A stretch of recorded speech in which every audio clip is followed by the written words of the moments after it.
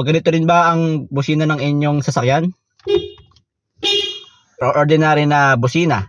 Yan. Ito yung after guys, so nakasarado yung pinto. At ito naman yung nakabukas.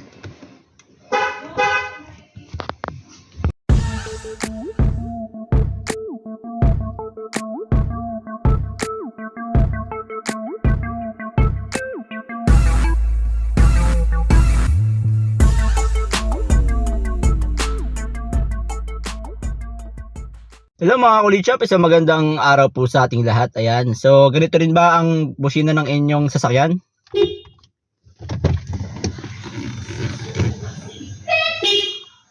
Ayan. So gusto natin palitan yung busina ng sasakyan natin kasi normal lang siya, no? Yung parang ordinary na busina. Ayan. So ang ginawa natin, bili tayo ng busina from Seyes Official Store, ano? Sa halagang 163 pesos. Nakita lang natin to doon sa isang video sa Facebook, and then ayun, tinry natin. Pero hindi to yung mismong product kasi yung Max Loudhorn yun na doon sa product. Pero wala naman tayong makita Max Loudhorn na link. Kaya naghanap tayo sa Lazada ng kaparehong item. At ito nga yung nakita natin sa official na horn na budget meal lang, ano, hindi tayo bumibili ng mga mahal. Tingnan natin kung kumusta ang tunog nito. Kararating lang nito after 2 days ng order ko. Ayan. So buksan natin guys. So ito medyo matagal natin pinag-isipan kung bibili tayo nito kasi nga gusto ko lang stock. Stock horn natin para may iba-iba naman yung tunog, no. So may nakita ko sa mga video magaganda yung tunog. Ewan ko lang kasi wala tong relay, hindi ako nag-ano ng relay. Plug and play lang siya. Hindi ko sure kung maganda talaga. Meron naman na pag ikinabit, tunog pot-pot ng magpuputo. So loud, durable, waterproof, easy to install. Ayan, Seyes siya. Ayan, made in China syempre. Electromagnetic. Ayan, dalawa siyang horn. So sana itim na yung pinili natin. Ayan, nakalagay Seyes. Ito ay isang high at isang low. Ayan, isang high, isang low. Magka ganito yan. Ayan, magka ganyan siya sa ating kotse pagka inayos natin. So kahit ano naman pwesto pwede.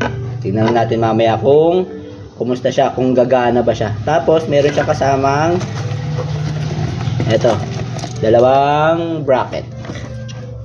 Yan. So nakita ko doon sa video, nilubog siya sa tubig. Okay naman. So ang tanong lang, maganda ba ang tunog niya kahit wala siyang relay? So ayan, 163 pesos lang yung ginastos natin dyan. Wala pang 200 pesos.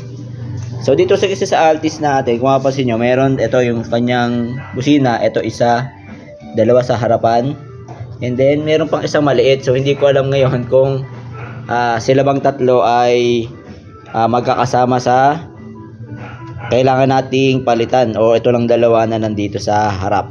So hindi ko pa kabisado kasi itong Altis, no. Then try din natin kung kumusta ba yung tunog niya pag wala siyang relay. So halos pareho lang din yung pagkaka-bracket niya, oh. Ayan. So baka hindi natin kalasin mismo yung bracket. Yan na rin kakabit natin. Tapos ito na lang front na bumper ang ating aasikasuhin. Ano to eh. So hindi ako masyadong nagkakalas ng mga bumper kaya tatry natin dukutin lang. Okay, so ayan si Zane, katulong natin, papapress natin yung horn mamaya. Huling at dinig natin dito sa horn kung kumusta ba yung horn. Sige, press. Okay, so gumagana yung dalawang horn sa gitna. Tingnan natin kung gumagana rin to. Press. Yun. So hindi gumagana yung maliit, guys. Siguro pang pang alarm. Yung maliit, ito lang dalawa talaga ang gumagana, pang horn talaga, so pang busina. So sure na tayo na yun lang ang papalitan nating dalawa. So tatanggalin lang natin ito, yung mga clip, tornilyo. Yan, tapos ibubuka lang natin to, hindi na natin tatanggalin yung whole bumper, no. Try natin.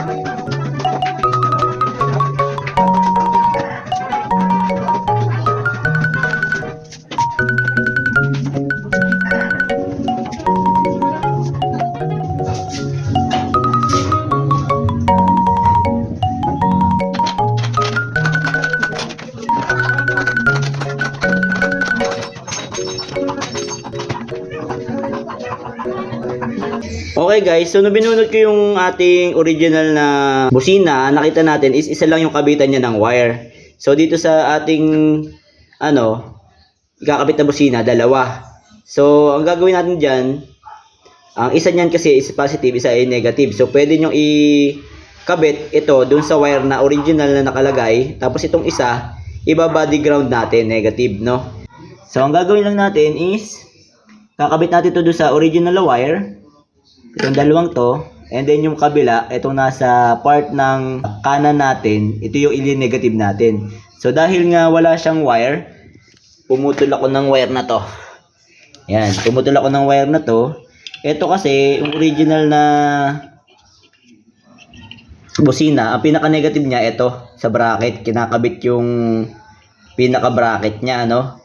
So ang gagawin natin ngayon dito is itong bracket niya na ikakabit natin, iipit natin dito yung magiging negative wire niya.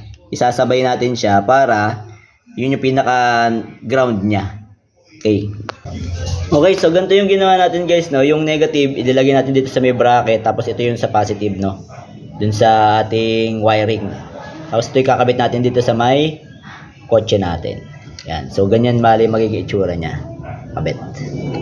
So, testingin natin guys. Yung ginawa natin dito sa kabila, no, medyo malambot lang yung bracket. So, ito yung kinabit natin na isa. Yan, no. Makalog lang siya na ganyan, no. Gawan na lang natin ng paraan para hindi siya masyadong kalog-kalog. Kasi magbabibrate siya kada galaw. Yan. Doon naman tayo sa kabila, itong isa natin.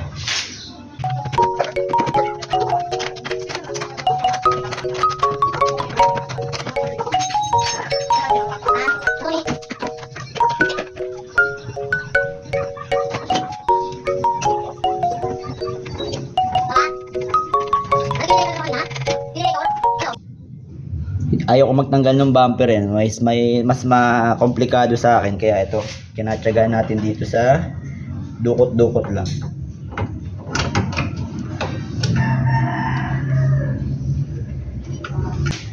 Okay, so pakinggan natin guys yung tunog.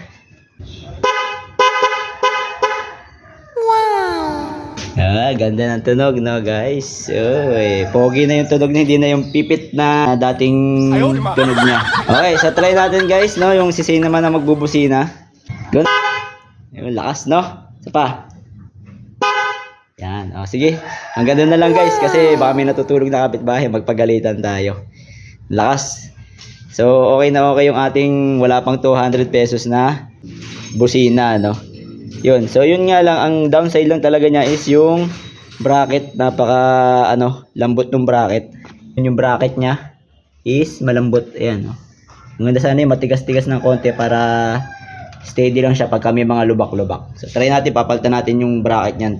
So, guys, dahil nalalambot na talaga ako doon sa bracket, no? Ginawa ko, tinanggal ko yung bracket, nilipat ko yung bracket nitong original dito sa bago nating horn. Ayan. Para mas matigas talaga siya. Ayoko nung kakalog-kalog kasi. Makalog kasi talaga ito, masyado manipis yung bracket na provide nila. So ito yung after guys. So nakasarado yung pinto. At ito naman yung nakabukas. Alright, so yun lamang po siguro sa araw na ito. Again, sa halagang 163 pesos nga lang, Ayan, meron na tayong electromagnetic horn. Say yes ang tatak niyan guys. Quality naman. Tingnan natin kung tatagal. wala pa siyang relay. Alright, so siguro po hanggang dito na lang po ang ating video. At sa mga hindi pa po nakasubscribe, subscribe lang tayo sa Kulit Shop. Ang shop na makulit pero ng physical shop. See you in the next videos. Bye-bye!